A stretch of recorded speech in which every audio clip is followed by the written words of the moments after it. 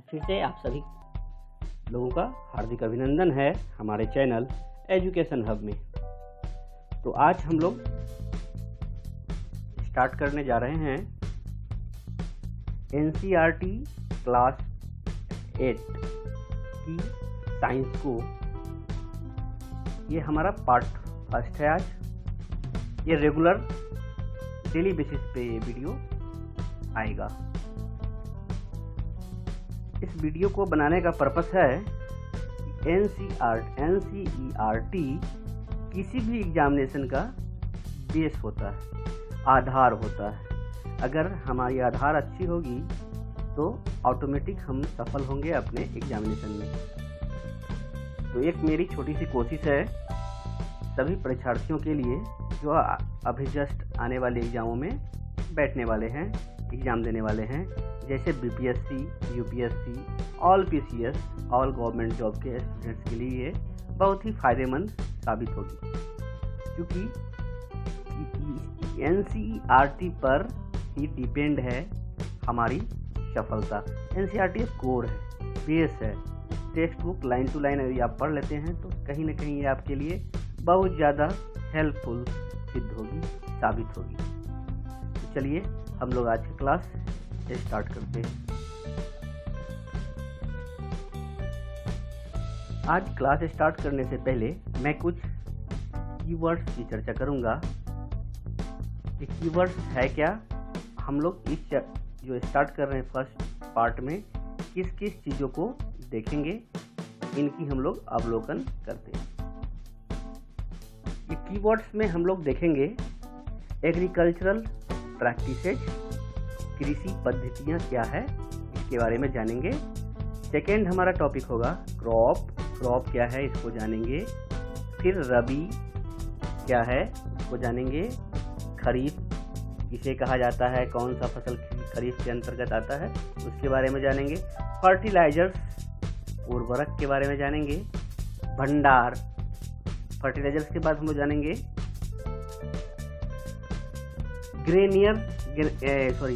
Granary क्या है, harvesting किसे कहते हैं। एनिमल हस्बेंड्री क्या है, इसके बाद इरिगेशन क्या है, क्या क्या पद्धतियाँ अपनाई जाती है इरिगेशन में, इसको हम लोग देखेंगे अच्छी तरह से। जिसे सिंचाई बोली जाती है, सिंचाई क्या है। फिर जाके मैन्योर के देखेंगे, खाद किस किस तरह की खाद यूज की जाती है। फिर हम लोग देखेंगे सीड्स, सीलो, शॉविंग, स्टोरेज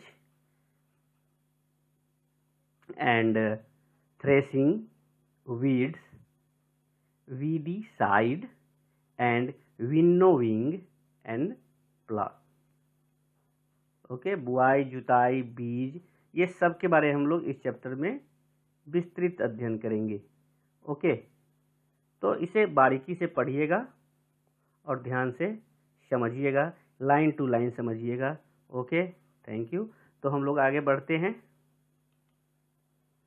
तो आज हमारा पहला टॉपिक जो स्टार्ट होगा वो होगा क्रॉप प्रोडक्शन एंड मैनेजमेंट, फसल उत्पादन एवं प्रबंधन। मैं यहाँ हिंदी में बोल रहा हूँ और इंग्लिश में लिखा हुआ है। इससे होगा क्या, जो इंग्लिश मीडियम के स्टूडेंट्स होंगे उनके लिए भी ये लाभप्रद होगा और जो हिंदी मीडियम के स्टूडेंट हैं उनके लिए भी ये फायदेमंद साबित होगा, क्योंकि जो भी इंग्लिश में लिखा हुआ है मैं लाइन टू लाइन हिंदी में इसे समझाऊंगा और इंग्लिश वाले तो इंग्लिश में समझ ही जाएंगे। ठीक है, दोनों के लिए हेल्पफुल होगा। तो स्टार्ट करने के पहले मैं थोड़ा सा बताता हूँ। ग्रीष्म अवकाश में पहेली एवं बूझो अपने चाचा के घर गए। उनके चाचा एक किसान हैं। ओके, एक दिन उन्होंने खेत में कुछ औजार देखे, जैसे कि खुरपी, दरांती, बेलचा, हल इत्यादि। तो ये हम लोग भी सुने हैं, खुरपी क्या होता है, सिंचाई के लिए काम आता है। औजार क्या क्या, जैसे कि दरांती काटने उठने के लिए, बेलचा उठाने के लिए, हल खेतों में जुताई बुआई के लिए यूज की जाती है। तो हम लोग सभी जानते हैं इन औजारों का उपाय। ओके, तो ये क्लास 8th का स्टार्ट हुआ है पहला चैप्टर। एकदम लाइन से देखिए, डेली वीडियो आएगा। कमेंट जरूर कीजिएगा, सब्सक्राइब कर लीजिएगा, जिससे कि वीडियो आपको जाता रहे। ठीक है, ओके। क्लास 8 साइंस का पहला चैप्टर है, पार्ट फर्स्ट है। Okay, you have learn that all living organism required food. हम लोग जानते हैं, आप भी पढ़ चुके हैं कि सभी सजीवों को भोजन की आवश्यकता होती है। ओके, किसी भी लिविंग ऑर्गेनिजम्स को क्या होती है? रिक्वायर्ड, तो फूड की रिक्वायर्ड होती है।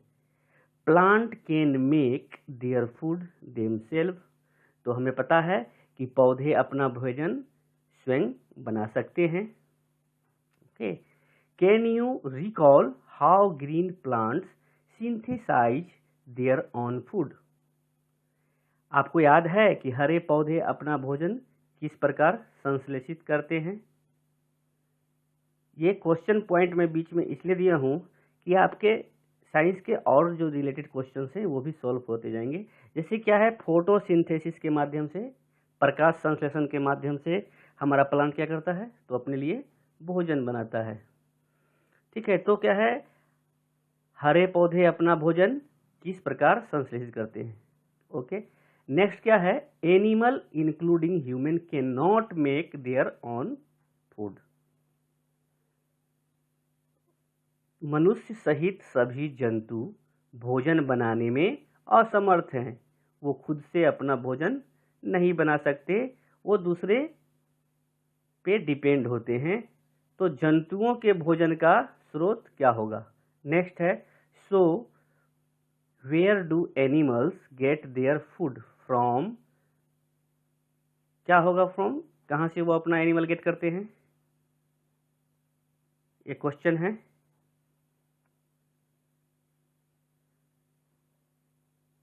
But first of all, why do we have to eat food? परंतु हम भोजन ग्रहण ही क्यों करते हैं? जो कि नौबत आए बनाने की, बारीकी समझिएगा, गौर है, गौर से समझिएगा, पॉइंट है यहाँ पे। But first of all, why do we have to eat food? हम लोग भोजन यदि नहीं करें तो बनाने की आवश्यकता ही नहीं पड़ेगी। ऐसा क्या है जो भोजन को खाना ही है और इसे बनाना पड़ता है खाने के लिए? हम सभी जानते हैं, you already know that energy from the food is utilized by organisms for carrying out their various body functions such as digestion system, respiration system and excretion system. We get our food from plant or animal or both. Okay? हम सभी जानते हैं कि सजीव भोजन से प्राप्त ऊर्जा का उपयोग विभिन्न जैविक प्रक्रमों में करते हैं, जैसे पाचन क्रिया, श्वसन क्रिया एवं उत्सर्जन के संपादन में करते हैं। हम अपना भोजन पौधों अथवा जंतुओं या दोनों से प्राप्त करते हैं। क्लियर है? पौधों से भी प्राप्त करते हैं, जंतुओं से भी, या दोनों से प्राप्त करते हैं। Okay,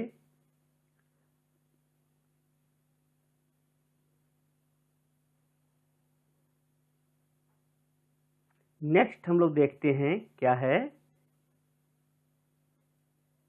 we get our food from plant and animal और both. Okay, since we all need food, how can we provide food to a large number of people in our country? अब सभी को क्या आवश्यकता है? भोजन की आवश्यकता है। तो इसे पूरा कैसे किया जाता है? इतनी विशाल संख्या को पूरा कैसे किया जाता है, इसके बारे में भी समझना जरूरी है, आवश्यकता है। Since we all need food, सभी को भोजन आवश्यकता है। How can we provide food to a large number of people in our country? एक विशाल जनसंख्या को या भोजन का बड़े स्तर का उत्पादन करना आवश्यक है इसके लिए, है कि नहीं? तो क्या एक विशाल जनसंख्या को भोजन प्रदान करने के लिए इसका क्या होना चाहिए? नियमित, क्या होना चाहिए? नियमित उत्पादन, उचित प्रबंधन एवं वितरण की आवश्यकता पड़ेगी। ओके, सिंस तो हो गया, food has to be produced on a large scale, हम लोगों को क्या होगा? लार्ज स्केल में फूड का प्रोडक्शन करना होगा। तो यहाँ पे क्या है? लार्ज, यही क्वेश्चन है आपका, क्या है? Since we all need food, how can we provide food to a large number of people in our country? तो as first we are doing food has to be produced on a large scale. सबसे पहले क्या होगा? हमें large scale में produce करना होगा क्या? तो फूड, भोजन का, ठीक है, प्रोड्यूस, उत्पादन करना होगा। भोजन प्रदान करने के लिए इसकी उत्पादन करनी पड़ती है, तभी हम दे पाते हैं, प्रोवाइड करवा पाएंगे। In order to provide food for a large population, इसमें क्या क्या करना होगा? Regular production, proper management and distribution is necessary.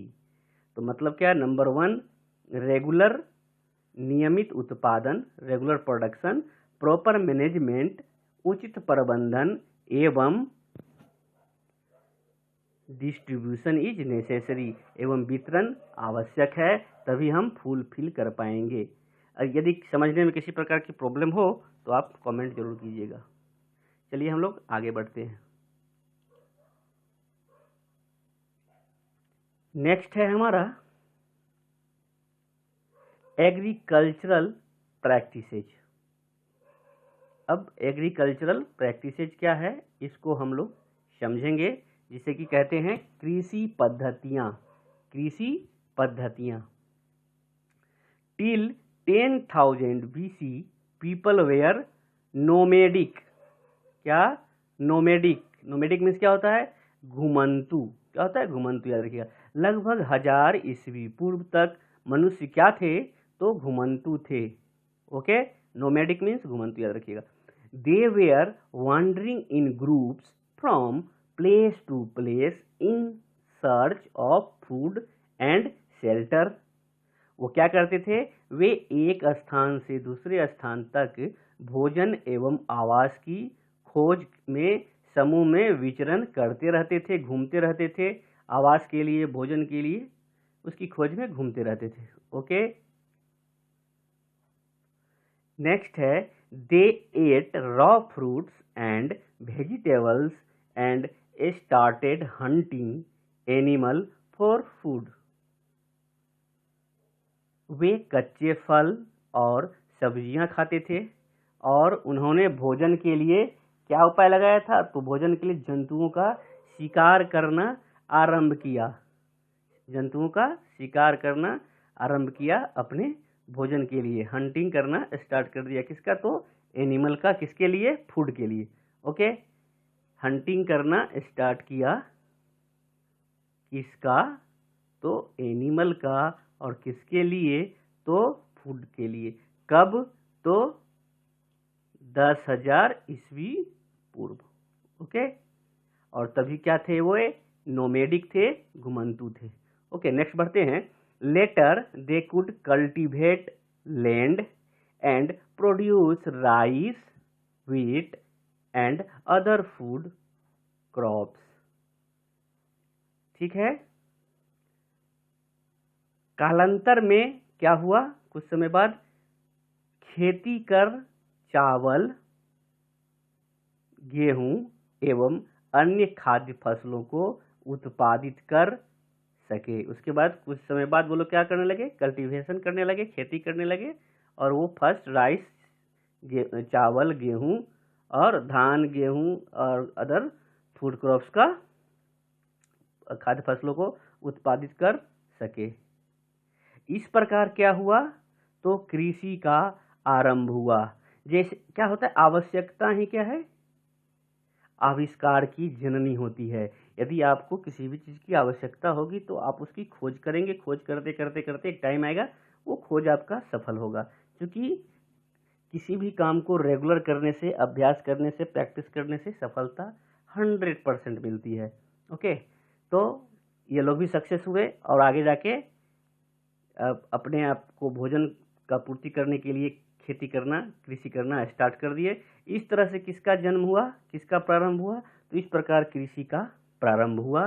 Thus was born agriculture.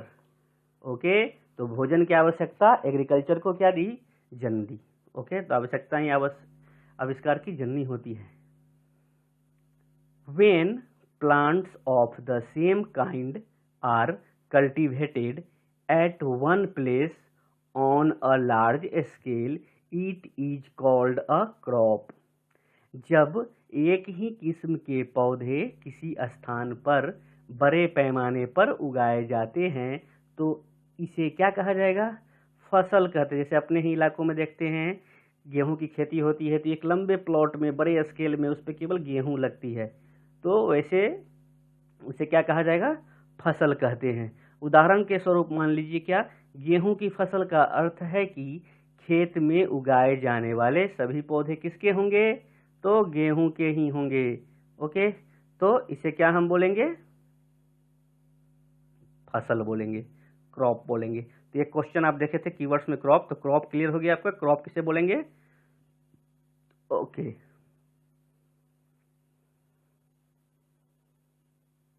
अब हम आगे देखते हैं। हो गया फॉर एग्जाम्पल, क्या है? For example crop of wheat means that all the plants grown in a field are that of wheat. Okay, जो वहाँ लगेंगे एक टुकड़े में या एक बड़े स्केल में, एक जगह जो भी बोए जाएंगे, बुआई होगी, वो केवल गेहूं की होगी। वो सारा क्या होगा? फसल कहलाएगा, गेहूं की फसल।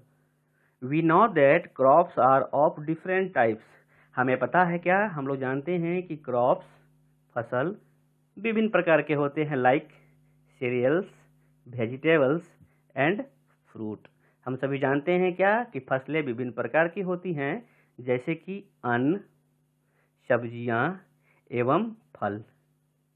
Okay, cereals, vegetables and fruit, ये इसी में सारा चीज आपका आ जाते हैं। ओके, तो आगे बढ़ते हैं। These can be classified on the basis of the season in which they grow. अब इसका भी क्या है? क्लासिफाइड किया हुआ है। जिस मौसम में यह पौधे उगाए जाते हैं उसके आधार पर हम फसलों का वर्गीकरण कर सकते हैं। जिस सीजन में जिस फसल को उगाया जाता है उसके आधार पर आप उसका क्या कर सकते हैं? क्लासिफिकेशन कर सकते हैं, क्लासिफाइड कर सकते हैं, वर्गीकरण कर सकते हैं। क्योंकि भारत क्या है? भारत एक विशाल देश है। India is a vast country. भारत क्या है? एक विशाल देश है। ओके, नेक्स्ट है the climate conditions like temperature, humidity and rainfall vary from one region to another. ये बात हम सभी को पता है। भारत क्या है? एक विशाल देश है। यहाँ पे क्या होता है? ताप, टेम्परेचर, ह्यूमिडिटी, आर्द्रता और रेनफॉल, वर्षा जैसी जलवायवीय परिस्थितियाँ एक क्षेत्र से दूसरे क्षेत्र में भिन्न है। ओके, एक क्षेत्र से दूसरे क्षेत्र में क्या होती है? भिन्न होती है। आज यहाँ पे बारिश हो रही है तो वहाँ पे सूखा हो सकता है, वहाँ पे टेम्परेचर ज़्यादा है तो यहाँ बारिश हो सकती है, कहीं और ह्यूमिडिटी होगी। दैट मीन्स क्या कि क्लाइमेटिक कंडीशन जो है वो वैरी करती है one region to another. Next हम लोग बढ़ते हैं। Accordingly there in a rich variety of crops grown in different parts of the country. अब क्या हुआ? अतः देश के विभिन्न भागों में विविध प्रकार के क्या किए जाने लगे? तो विविध प्रकार के फसलें उगाई जाती है। ओके, जैसा जैसा जहाँ पे सीजन है उसके अकॉर्डिंगली ही विभिन्न प्रकार की फसलें डिफरेंट पार्ट में आपके देश में, हमारे देश में उगाई जाने लगी। इस विविधता के बावजूद, डिस्पाइट दिस डाइवर्सिटी, डाइवर्सिटी में विविधता, despite this diversity two broad cropping pattern can be identified. इतनी ब्रॉडता होने के बाद भी, इतनी विविधता होने के बावजूद भी मोटे तौर पर फसलों को दो वर्गों में बांटा जा सकता है। दीज आर, वे इस प्रकार हैं, kharif crop and rabi crop. Okay, kharif crop and rabi crop. तो फर्स्ट आपका आता है kharif. The crops which are sown in the rainy season are called kharif crop. मतलब वह फसल जिन्हें वर्षा ऋतु में बोया जाता है उसे क्या बोलेंगे हम? खरीफ फसल कहते हैं। ओके, नेक्स्ट पॉइंट है, the rainy region in India is generally from June to September. Bharat में वर्षा ऋतु सामान्यतः जून से सितंबर तक होती है। ओके, नेक्स्ट पॉइंट है इसी में, paddy, maize, soybean, groundnut and cotton are kharif crops. Okay, धान, मक्का, सोयाबीन, मूंगफली, कपास इत्यादि ये क्या हैं? खरीफ फसलें हैं। ये मैं कुछ एग्जांपल दे दिया हूँ यहाँ पर, इसको भी आप, ऐसा भी क्वेश्चन आता है खरीफ फसल का दे देगा, ऑप्शन में रहेगा ये, या रेनी सीजन रहेगा, और विंटर सीजन दे देगा, कौन सा फसल होगा, कौन सा क्रॉप होगा, रबी होगा या खरीफ। तो आप इसको ध्यान रखिएगा, नोट कीजिएगा नोटबुक में 1 to 1। ऐसे पढ़ने से होगा क्या, आपका एक भी लाइन छूटेगा नहीं। ये एनसीईआरटी का पूरा लाइन टू लाइन कवर किया हुआ है। ओके, तो आप समझ गए कि खरीफ क्रॉप क्या है। तो रबी तो आप उल्टा समझ सकते हैं, जस्ट अपोजिट हो जाना चाहिए। तो the crop, rabi crop, crops, the crops grown in the winter season. Winter season कब से कब तक? तो अक्टूबर टू मार्च तक होता है। तो इसे क्या कहते हैं? शीत ऋतु। क्या कहते हैं? ये हुआ आपका शीत ऋतु, वो क्या हुआ? वर्षा ऋतु। तो शीत ऋतु में जो है, जो उगाई जाती हैं फसलें, उसे क्या कहते हैं? रबी फसलें कहलाती है। The crops grown in the winter season are called rabi crops. ये कब से कब तक? तो अक्टूबर टू मार्च। ओके, इसका एग्जाम्पल ले लीजिए। Example of rabi crops are wheat, gram, wheat, gram, pea, mustard and linseed, linseed। Okay, तो क्या हो गया? जो ये हो गए गेहूं, मटर या चना, चना, मटर, सरसों तथा असली, असली जो हम लोग पीस के उसे भून के खाते हैं, ये सब क्या हैं? तो रबी फसल हैं। Okay, beside these pulses and vegetables are grown during summer at many places। इसके अलावा कई स्थानों पर दालें और सब्जियां ग्रीष्म में उगाई जाती हैं। तो ये था आज का आपका फर्स्ट पार्ट। इसी तरह से आपका पार्ट रेगुलर रहेगा। तो आप लोग कमेंट जरूर कीजिएगा कैसा लगा वीडियो, और हाँ, रेगुलर मेहनत कीजिए। अभी भी देर नहीं हुई है। जो 66वीं बीपीएससी भी देने वाले हैं उनका भी देर नहीं हो रहा है, और प्रैक्टिस सेट भी मैं दे रहा हूँ साथ में। आप देखिएगा चैनल पे जाके, एजुकेशन हब बीपीएससी 66 का जो है, इसका practice set, science, Bihar special, इन सभी का भी प्रैक्टिस सेट आ रहा है। ओके, क्योंकि हमारा चैनल नया है तो नए पुराने पे मत जाइएगा, आप देखिए इसे ध्यान से और प्रैक्टिस कीजिए। Okay, bye bye, take care और सेफ से रहें घर में।